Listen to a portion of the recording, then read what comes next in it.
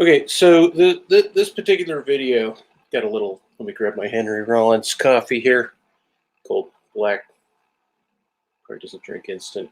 Anyway, this particular video is I'm trying to keep my noggin on straight. Right, this one is about why there is and exists an exception to this notion that keeps being put forth by people like Steve McRae or Ozymandias, or the greater accepted schools regarding beliefs relationship with knowledge, right? Meaning there's a lot of theories of knowledge. So you get someone like Steve McRae, who's on right now, saying there's vast notions many notions or theories of knowledge. He keeps saying justified belief.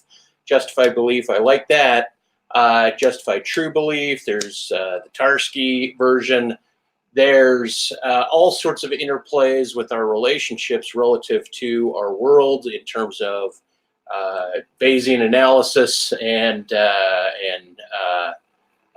the Gideon problems, data set information gathering.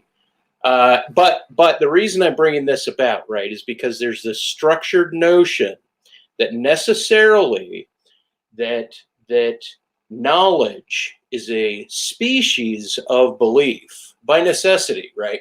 As if that itself is not under any contention, right? That one must always, if they're going to reduce what one's knowledge set is, have that within the domain of belief.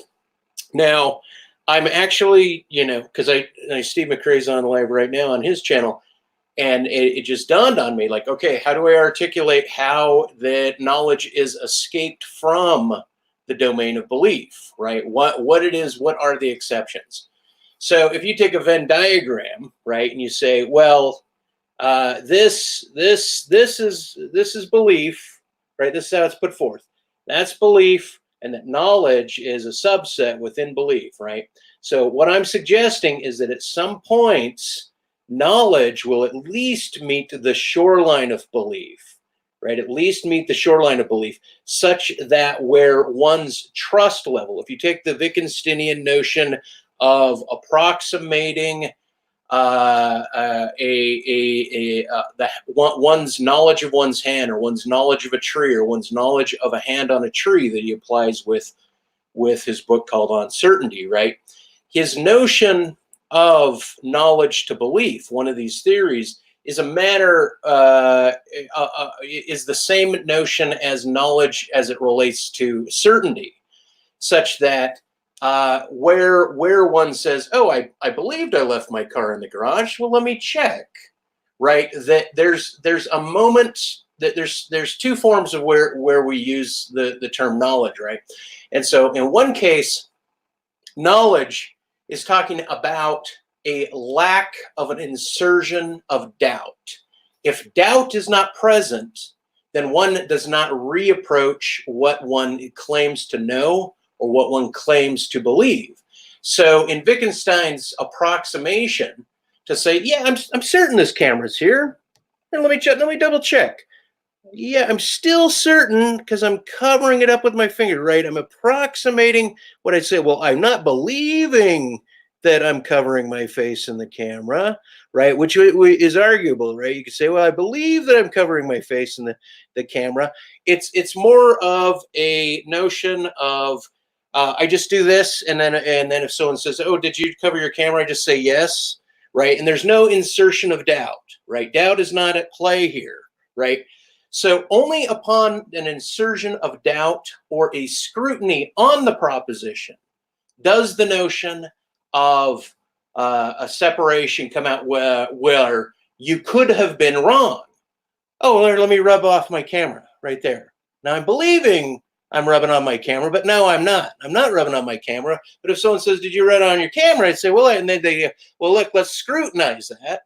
Right? It appears that you were wrong. Right now, I'm not rubbing over my camera. I'm rubbing next to my camera. Oh, okay. Well, I guess I was wrong. Therefore, what was the referent of what was wrong? What was the referent of what I was wrong is what I say I believe.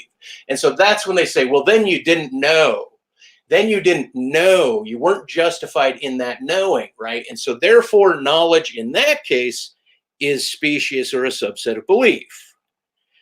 Okay, so if one then is approaching something and it's not under doubt, right? Doubt is not inserted. And then someone just asks you after the fact, "Hey, were you covering up your camera?" And say, "Yeah, I was covering up my camera." Or were you aware, or do you have knowledge? Did you have knowledge that you were covering up your camera? Did you know you were covering up your camera? And I might say, "Oh, well, in this case, I didn't know because I was just kind of like grabbing my my Henry Rollins coffee." But in this other case, I certainly knew, like, oh yeah, I had intent. I was just kind of, brushing it off there. I knew I was covering it up. See, I know it. And at that point, the shoreline between knowledge and belief are the same. They're eclipsed, right? Okay, so now what would be an example of an escape route where one would then say, well, knowledge is not at all bound to belief, right? Where the idea of belief, meaning one's comprehension of one's world, where one might insert the word knowledge. Like, I know something and it's outside of a system or a notion of believing something, right? Well, one would already have to be within, one would already be able to speak within a recursive language. One would already have to be able to speak or articulate. So that's a given there, right? But the idea came down to abduction as one of the triparts of induction, deduction, and abduction, right? If induction and deduction are not at play, right, and I'm simply reacting to a moment, right? Then I'm getting out of the way of a moving car. Like, whoa, I'm getting out of the way of a moving car. I'm not deducing the car coming to me really quickly, and I'm not making any form of induction. This could be under scrutiny. Like, people could argue this and force induction in there, right? But the term abduction, or to be abductive, right, in one's thinking, is an organismal response to a moment, right? So in one moment, I could say, oh, the car was coming at me. And if someone said, did you know the car was coming at you?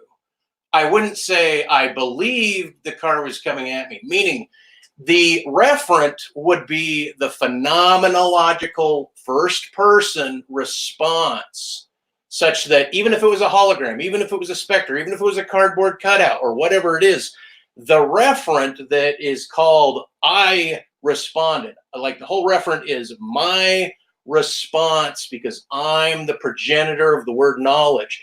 And I'm not employing a deduction or induction. I'm only employing abduction, an abductive response, right? That would not be a species of knowledge, or that would not be a species of belief, right? It's that's a form that's an action that we include. It's a self-reiterative action that I would say is abductive.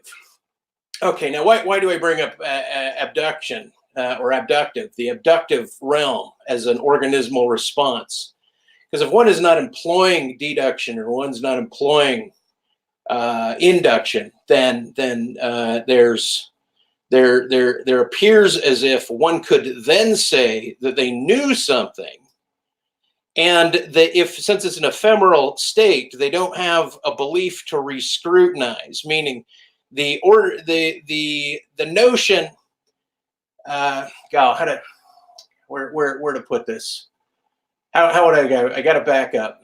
See, now the reason I'm making this point here is because, or the reason this video is even being made, right, is because there is a qualified notion of an escape route where one can say they have knowledge or use the verb to know, philosophically even speaking, if one meanders the referent of their being to their phenomenological abductive moment, right, then the referent of knowledge is not into an objective referent that is being tested by a domain of what one is saying they have an attitude towards a proposition, right? Because if you get into these philosophical circles, you'll notice that some people will say that belief is necessarily an attitude towards a proposition, right? An attitude towards the proposition or an attitude towards the claim.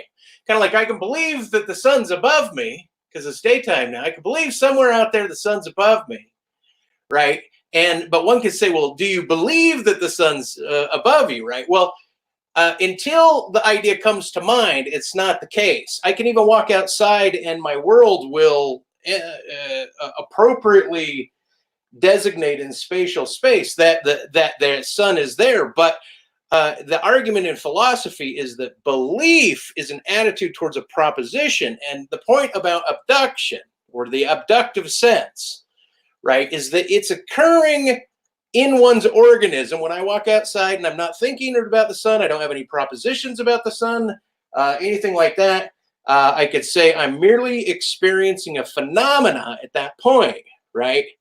And so only when one's employing a notion or a proposition comes before their mind can there be such a thing as belief. Well, so the whole point is this. There is also an argument that belief is not always an attitude towards a proposition, right? That one could say that the latency, a substrate of my phenomenological existence relative to the sun is within a domain, but that domain, because I'm not thinking of a proposition, then belief falls away. But then at that moment, when belief is at a substrate, or it's at a pause, right? There's no proposition before my mind, right? I have no internal monologue. I'm in a Zen state. The next proposition that may come to my mind is, I know there's the sun. That might be the next proposition. At that state, the abductive phenomenological grounds, the attitude towards a proposition that philosophy also tries to contain what a belief is not at play. Therefore, that is the application of the word knowledge that falls outside of that domain. That being said, there exists an element of faith in all knowledge. This, however, does not make knowledge faith-based. Okay, well, you guys can read the comments on this. I just wanted to make that statement. I'll read those off air. I believe that I've successfully spoken on where knowledge and belief are shored together at the same eclipse as an introduction of doubt relative to one's approximation in confidence.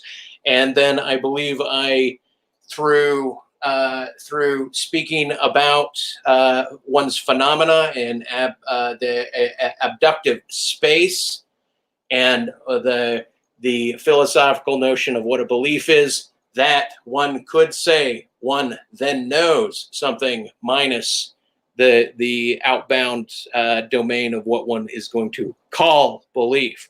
And then one would at that point say that knowledge is actually bigger and has eclipsed belief, and it would then retract, like oscillate back to belief.